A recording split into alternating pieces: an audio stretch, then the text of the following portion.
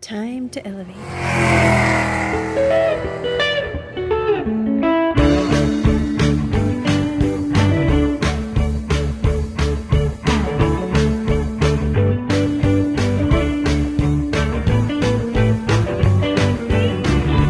You're running on empty with Matt and Tony. Hey, everybody. Welcome to Running on Empty. I am Matt. And I'm Tony. And we're running on empty. And today we've got a repeat offender. I mean, we have a repeat interview. We have Mike McCabe back with us, and we are really excited about this one because we're going to be talking about some infrastructure stuff. And I know, Tony, you've got some pointed questions and things to ask. So let's jump right in. Yeah, President Joe Biden came into office with this, what I think was an ambitious Build Back Better agenda, and we've seen it just gradually shrinking over time. As we record, I guess today is October 28th. Yep. The president has announced, I guess, a new framework, and it's far smaller than what he originally announced. And as you said, we do have our friend Mike McCabe here to talk with us about it. We're going to talk with Mike about Wisconsin politics also and what's going on. Mike is the author of two great books, Blue Jean Nation and Unscrewing America. He's been the executive director of the Wisconsin Democracy Campaign and Our Wisconsin Revolution. He ran a great grassroots campaign for governor in 2018 and is really a champion of small d democracy in our state and nationally. Mike, thanks again for being here. We appreciate it. Oh, my pleasure. Good to see you again. So thanks much. So what is your take? Let's start off with the Build Back agenda. Do you think it was ambitious enough, what Biden initially proposed? Well, you know, there are things that I think this country sorely needs that the agenda never included, not even at the beginning of discussions. We desperately need to get to a system of something akin to Medicare for all. We desperately need a national health insurance program. That was never on the table as part of these discussions. And you look at so many people out there who are trying to make ends meet. They're in crappy jobs with low pay. They don't have health insurance. They don't have a retirement pension. And now you see a lot of people are sort of quitting in droves. The theory on the Republican side was that, that's because we've provided unemployment insurance that's too generous and people just won't work.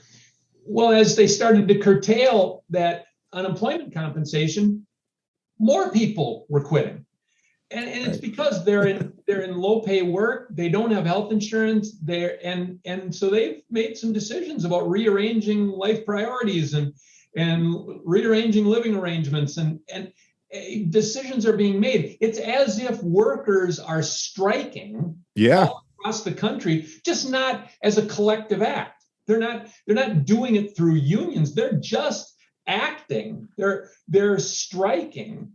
And some of the needs that working Americans have were never addressed in this agenda. And I think a national health insurance program is a very stark example of that.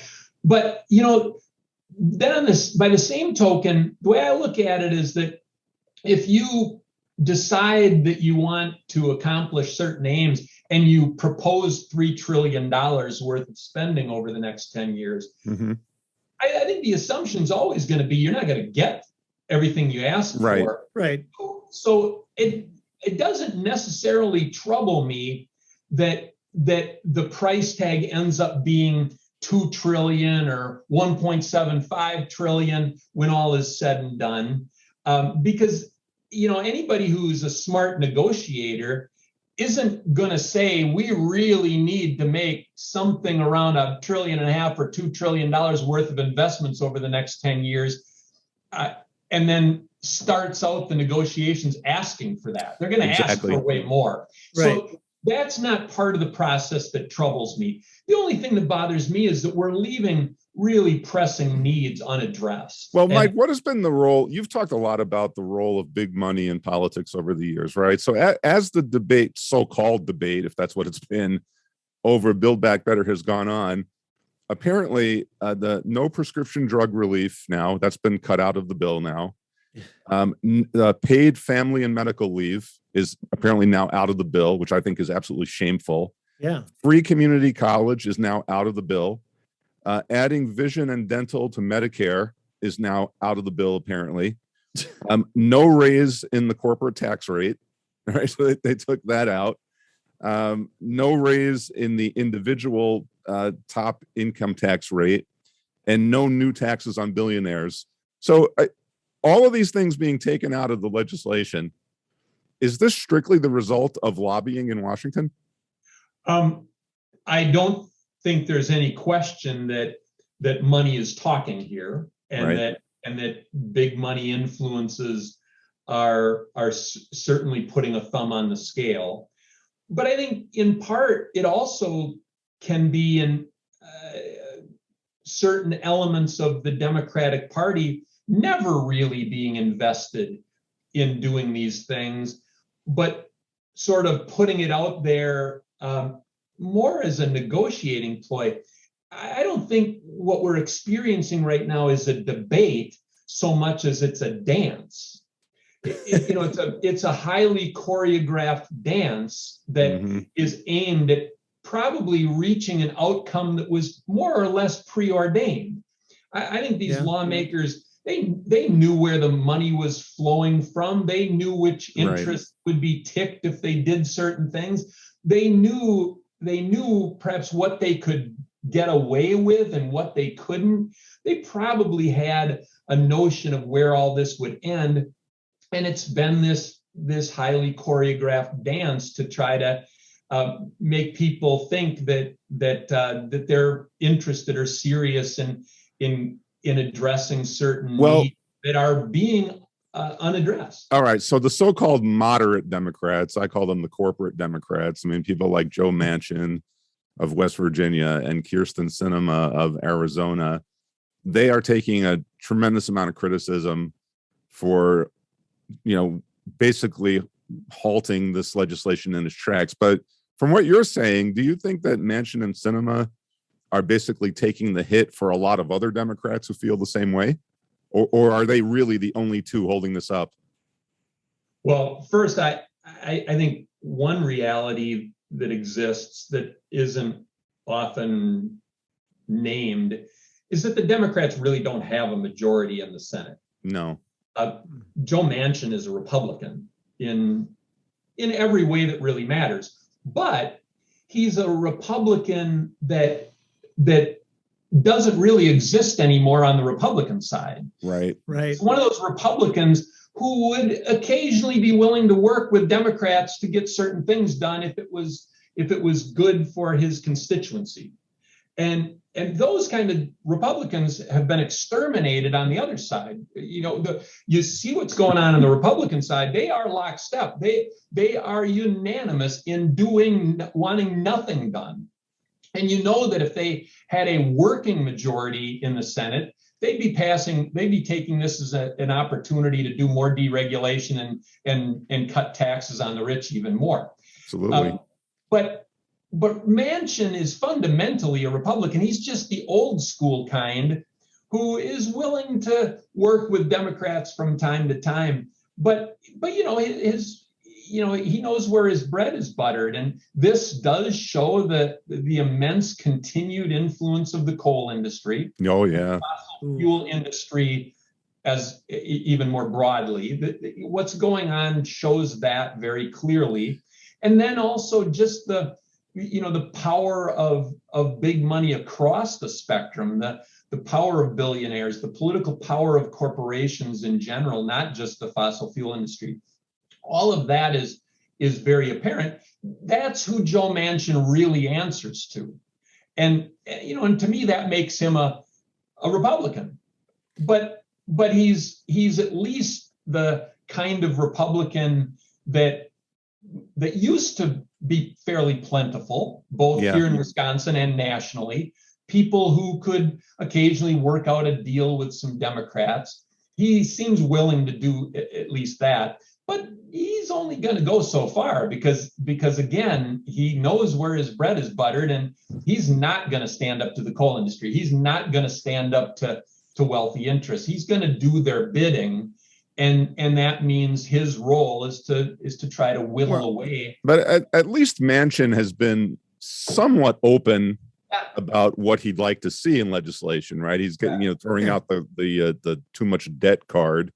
Yeah. Sinema has been a little bit more mysterious in that no one seems to really know what she wants. So, I mean, yeah, go ahead, Mike. The thing about Sinema is she ran as a progressive. She ran for the Green New Deal. She ran on a very progressive agenda in Arizona, and she got elected, but then turns around and I don't know if you want to call it a moderate Democrat or a moderate Republican, or I don't know what you want to label the behavior, but it's a stark departure from the rhetoric of her campaign. She was running for economic justice. She was running for climate action. She was running on a very distinctly progressive agenda. She gets elected and then abandons all those people who worked so hard to put her in office in the first place, and has played this very peculiar role in basically hamstringing the Senate Democrats and making their lives miserable. She is a very tough one to understand. And like you say, she hasn't made it clear during these negotiations exactly what she wants or what she doesn't want. Manchin, it is pretty transparent. That's why I say, Joe Manchin's a Republican, and the Democrats have the advantage of at least being able to work with him to some extent to be able to pass some stuff. And that's, Mike, you're an heir of the late fighting Bob La Follette, right? So when fighting Bob La Follette, Wisconsin's great senator and governor, when he was in the United States Senate, he was famous for calling the roll, right? He would let all Americans know which politicians were being bankrolled by which industries. Is it time for someone like Bernie Sanders or even Tammy Baldwin to just get on the floor of the Senate and say, look, these are the big money interests that are just dominating these representatives? Is it time for us to do that? It's always time to do that. Yeah. Bob La Follette did get up on the Senate floor and called the roll, or more specifically called the bankroll. He said who those colleagues belonged to, who had bought them, and that's something that from outside the legislature in Wisconsin I tried to do for many years, was make it plain who these lawmakers were beholden to. At least Bernie Sanders has gone to West Virginia and has made a case directly to voters in West Virginia that you should have family and medical leave. You need childcare. You need health care. These are things that you need just as people in Vermont need them. That's something we have in common. And why is your senator standing in the way of these things? He wrote an op-ed, one of the biggest papers in West Virginia, and made those same points. So Bernie Sanders is the last one to blame in this area. He's been fighting harder for this than Joe Biden. And I think so. But the Tammy Baldwins of the world are the ones who have been conspicuously silent about what is behind Joe Manchin's obstinance and Kyrsten Sinema's obstinance and their obstruction. And I think the spirit of Bob La Follette is faint. Or non-existent in today's U.S. Senate, and that's to the body's detriment. I mean, is it just cynicism, Mike? You think that these representatives, these senators, have realized that this big money really is powerful and really can destroy them, and that to take a principled stand carries political risks that they're not willing to take? Well, you see that on so many different fronts. You see on the Republican side people who want nothing to do with Donald Trump, getting down on their knees and bowing and praying to the idol, And, and and on the Democratic side, yes, that there's a reluctance to speak out about how moneyed interests have captured the U.S. Senate and captured our government and calls the tune and determines what can and can't be done. Joe Manchin is, of course, a reflection of that. He's sort of an embodiment of that seizure of our government. But the ones who probably trouble me more are the ones who sort of stand in the background and put up with the process being the way it is and don't say anything about it. Yeah. Right. They say what they're for, they say what they would like to see in the legislation, but when those things vanish, when those things are taken off the table, you don't hear howls of protest, and you certainly don't hear them go on the air and say why those things are suddenly off the table. I think we should use the NASCAR example here. When a NASCAR is driving around, everybody that's paid for that car has a sticker on it. I think that all of these politicians need to wear a suit that's got stickers on it from Manchin with the coal industry and the whatever else he's got. Let's make this fully transparent. I know that seems a little bit extreme, but then everybody would know. Like, when Manchin comes up on the screen during the C-SPAN thing, on the bottom, it'll show his stats. And here's all the people who are paying for this. I mean, seriously, why not? Right? We do it for sports people all the time. Let's do it. And that's effectively what Fighting Bob La Follette did in his day. Yeah. He attached patches to the suits that his colleagues were wearing. Yeah. He identified who they belonged to. And that's something that is noticeably absent in today's Congress. So the end result, Mike, is going to be that the Democrats probably will pass a kind of incremental progress bill that falls far short of what President Biden said in the campaign, but it will be something. So will that something be enough to get a bigger majority in 2022? Because the Republicans seem to be running Trumpian Republicans in every district. Well, Trump said don't vote. He says it's going to be rigged anyway, so don't go out and vote. So whatever that means. I mean, what do you see happening if the Democrats pass an increment? I mean, I'm worried about people like Raphael Warnock in Georgia, who wins the special election. Now he's up again in 2022. And he won the election on a promise that the Democrats were going to deliver. So now when the Democrats just deliver something incremental and really not even close to the needs of Georgia or really any of the 50 states, what do you see happening, Mike? Well, you know what they're all going to say. They're going to say this was historic. This is the biggest investment in our nation's history. This was, they're going to try to put a happy face on it. But where the rubber will really meet the road is when this action is taken, what it ends up looking like, we'll eventually find out. But then how does it tangibly affect the lives of working Americans? And if they're not feeling it, if they're not feeling as though their lives are getting better, if they're not sensing that they're getting a better deal than they were getting before, and so many workers around America just feel like they're getting the shaft, and they've felt like they're getting the shaft for some period of time. And one of the things I've always believed is that politics is way more emotional than it is intellectual. And people really vote based on their emotions. They behave politically based on their emotions.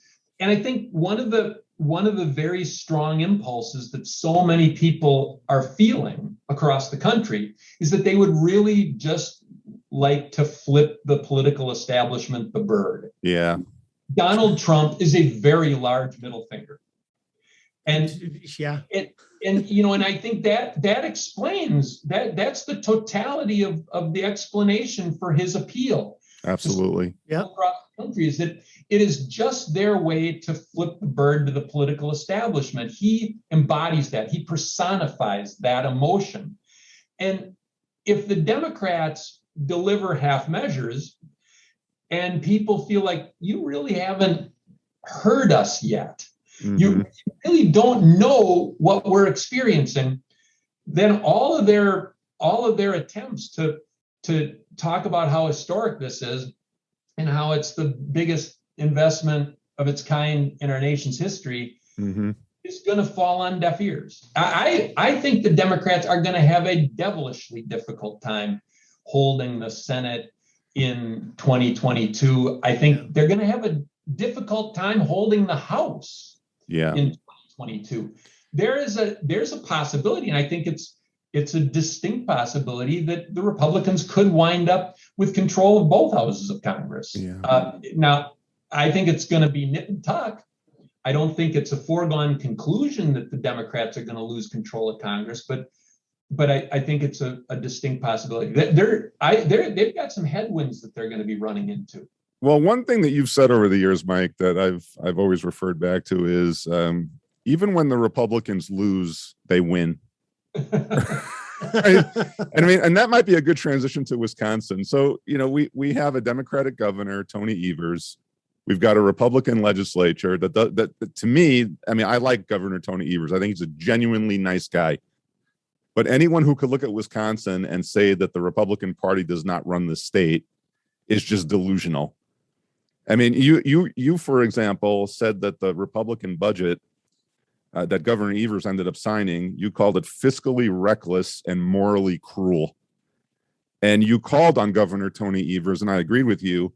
You called on him to veto the budget and tell them to start over again. And we had this spectacle of almost every Democrat in the legislature voting against the budget, but then praising Governor Evers for signing it. So what was your view of what was going on with that budget situation in Wisconsin? Well, the Republicans want the status quo to continue. Of course. They fashioned Republican budgets for years, and they want another Republican budget. And they have gone to great lengths to kneecap the governor at every opportunity. And they are ruthless about exercising power. They're doing the same thing with redistricting. They created ridiculously gerrymandered districts 10 years ago. They want those districts to remain as they are, regardless of how the population has changed or how populations have shifted around the state. They just want to freeze in place what they fashioned 10 years ago because it succeeded in guaranteeing Republican support or Republican control of the legislature for 10 years. They want to guarantee that control for another 10 years. And when we talk about a great illustration of Republicans winning even when they lose, we had multiple elections, not just one election, but multiple years where collectively Republicans lost the vote in Wisconsin. Democrats collectively won more votes across the state of Wisconsin than Republicans, yet Republicans won more seats in the state Senate and state assembly, even as they were not getting as many votes as Democrats were getting collectively across the state. That is a testimony to the power of partisan gerrymandering. They realized that their message wasn't all that popular. It didn't resonate all that well with people across the state, and yet they still enjoy commanding majorities in both houses of the legislature because of that deed, and they want to repeat that deed. The governor will veto it. I can't imagine he's serious when he says that you've got to make changes if you expect me to sign this. I can't imagine what changes they would possibly make that could. But Mike, on the budget, the budget clearly had inadequate spending for education. The budget had tax breaks for wealthy, no breaks for people at the middle class, lower middle class. Obviously, they still won't accept the funding for expanded Medicaid. Why would Governor Tony Evers sign that budget and offer almost no resistance? That's what I found odd about it. Like, he didn't even seem to threaten to veto it. So what in your view is the political calculus going on there? I can't look inside Governor Evers' heart or his mind. I don't know. But for me, one of the factors that always has to be considered is that if you veto a budget in its entirety, that does not trigger a government shutdown the way such an act at the federal level would. Right. At the federal level, if you don't agree on a funding measure for the government, you start to shut down portions of the government. That doesn't happen in Wisconsin. At the state level, we just continue to operate under the terms of the previous budget. Mm-hmm. And so I understood the first time that he tried to use the first budget that was enacted when he was governor. He tried to use his partial veto authority to make it as good as he possibly could. He won some concessions on school funding. It wasn't a good budget overall. But if he had vetoed that one in its entirety, then you would have just been operating under the Scott Walker budget from 2 years before. Right. And the state would have continued to operate under those conditions. This time, though, I'm not sure the budget he was sent by the legislature was notably different or better than the one that we were already operating under. It was not. And so that's what ended up pushing me over the edge and leading me to say, you know what, I think the time has come where you just say no to the whole thing and veto it in its entirety. The state will continue to function under the terms of the last budget. But if you want any change in fiscal policy in the state, you're going to have to go back and you're going to have to work with me, and we're going to have to hammer out something that looks like something of a compromise instead of a capitulation. And it's just odd to me, Mike, that both of the major parties now have no dissent, right? So, the Republicans are now almost always in lockstep. And again, like I said, the Democrats were in the situation where they all lambasted the budget, voted against it, but almost 24 hours later, thank you, Governor Evers, for signing this budget. It just makes no sense to me. I mean, and so if you're a Democrat going to run for re-election, I mean, if I were an opponent of theirs, that would be the first thing I would say. Were you for the budget or were you against the budget? Because first you said it was awful, but then you praised the governor for signing it. So what's going on? That's crazy. So I don't know. I don't get that. And the thing is that regardless of the electoral implications of this, regardless of whether Democrats are able to go out and campaign on that budget or not, the reality is that we didn't get Medicaid expansion. No. We are leaving tens of thousands of people in an incredibly vulnerable position. We didn't get adequate funding of schools. We didn't get an appropriate response to economic inequality in our state. We didn't get an appropriate response to the climate crisis. Wisconsin is not doing its part to deal with that crisis. We did nothing. And so the cost of that budget is immense. I guess I said what you noted at the time that it was making its way through the legislature. I did regard it as fiscally reckless and morally cruel. Oh, there's no doubt. And I feel the same way today because our state squandered another opportunity to make some progress on some mighty big problems. Mike, we got a couple of minutes left, and Senator Ron Johnson would seem to be vulnerable if he runs for re-election. He's not officially announced. Are any of the Democrats that have announced to challenge him, do you see any blue jean Democrats in there? I mean, it looks like Mandela Barnes, the lieutenant governor, is probably a front runner right now. We've got Tom Nelson, the Outagamie County executive, Sarah Godlewski, the state treasurer. Matt and I interviewed those. We didn't interview Mandela Barnes yet, but we interviewed Nelson Godlewski. We interviewed Alex Lazary, the Milwaukee Bucks executive, and Jillian Bettino, who we found impressive. She's the physician who's running. Do any of those folks or any others we have not mentioned, is anyone in there a blue jean Democrat? I don't know if anybody qualifies as a blue jean Democrat. I think Tom Nelson is probably making the most earnest effort to run sort of as a blue jeans Democrat. I agree. Sure. I think he's the one who probably wants to embrace the Bernie Sanders agenda more than any other candidate in the race. And I don't know enough yet about Jillian Bettino, Mhm. Shantia Lewis. And Jeff Rumbaugh was briefly in the governor's Oh, yeah. race. I got to know Jeff during that campaign. He's in the race. So there are people who I think I need to get to know better to Right. be able to make a judgment.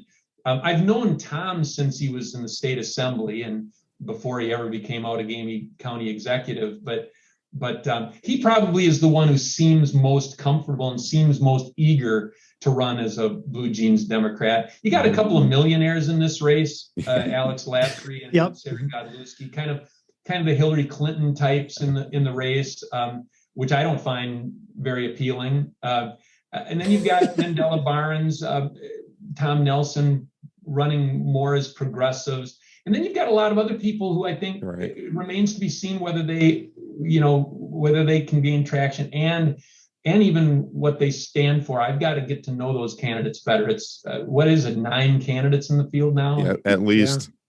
At least, right. Yeah. And so I think things have got to proceed a little bit more before I'll be able to even for my own purposes as a voter, sort of have a good sense of where I'm heading. Well, I really think that Ron Johnson, this is just my personal view, does not deserve another term. But I second that. but I do think, he's been so wrapped up in conspiracy theories and so on. But I do think that this is probably going to be a very, very close race. Unquestionably. Yeah, and I think this is one of the problems right now in American politics, that candidates that openly espouse conspiracies, that overtly say they don't represent the entire population, right? Still win elections. They still win elections, right? Yeah. I just I don't get that. And I do believe, and obviously gerrymandering is not an issue for a U.S. Senate race, right? You run the whole state. But when we talk about gerrymandering, I think that is a problem for Democrats, but you've written about this. A problem behind that is you still have to have an appeal to rural voters. Oh, yeah. You can't keep blaming everything on gerrymandering. Correct, Mike? And Democratic voters, I'm not talking about Democratic politicians, but a lot of Democratic voters can't imagine that Ron Johnson is remotely electable. Right. They can't imagine that someone who has behaved as he has behaved, has said the things that he's said, has done the things he's done, they don't think that there's any possibility he could be elected. And that means that there's a significant segment of our population that is very out of touch with what a very important other segment of our population is thinking, because he absolutely could be reelected. Absolutely. It will be a very close race. This is not going to be 60-40 or No. 65-35. This is going to be a close race just because of how evenly divided our state is. Well, and especially because and the quote unquote Republican reforms of elections are going to make it even more difficult for Democrats. By design. Which, by the way, Mike, that's a whole other show that we'll have to do with you on just this whole that'll issue. be part 3. Yeah. Mike, we're out of time. Thank you so much for being here. We want to have you back again soon. We always love listening to your insights. Anytime. All right, cool. Thanks. All right. Thanks so much, Mike. Thanks for having me. Hey, Tony, I absolutely love it when Mike comes on the show. I didn't necessarily say a lot on this one, but I'm always a sponge when it comes to learning what's going on. So very, very glad to have him back on the show for this interview. Well, yeah. And as I said, Mike is really an heir to the old fighting Bob La Follette tradition in Wisconsin politics, just a genuine small d democracy activist. And, I just think he's just so right on target about what's going on and what's not going on in Washington. I wish some of the senators would just call out the corporate money. Let the public know who's dominating public policy down who there. Owns you, Who owns you, right? Yeah. I love what you said, right? They should be like the NASCAR racers. Yeah. Wear the patches. Yeah. Well, one of the things I was thinking about is that, there's obviously terms we have in the English language to identify positive and negative things. And so positive would be pro. And what's the opposite of pro? Con. So what's the opposite of progress. Congress. Yes. So, Oh man. all right. Well, on that note, everyone, thanks for tuning in and listening. And if you have any hints, tips, or suggestions on any other interviews that we could do, please let us know. And until next time, everybody, please stay elevated. Yes, stay elevated.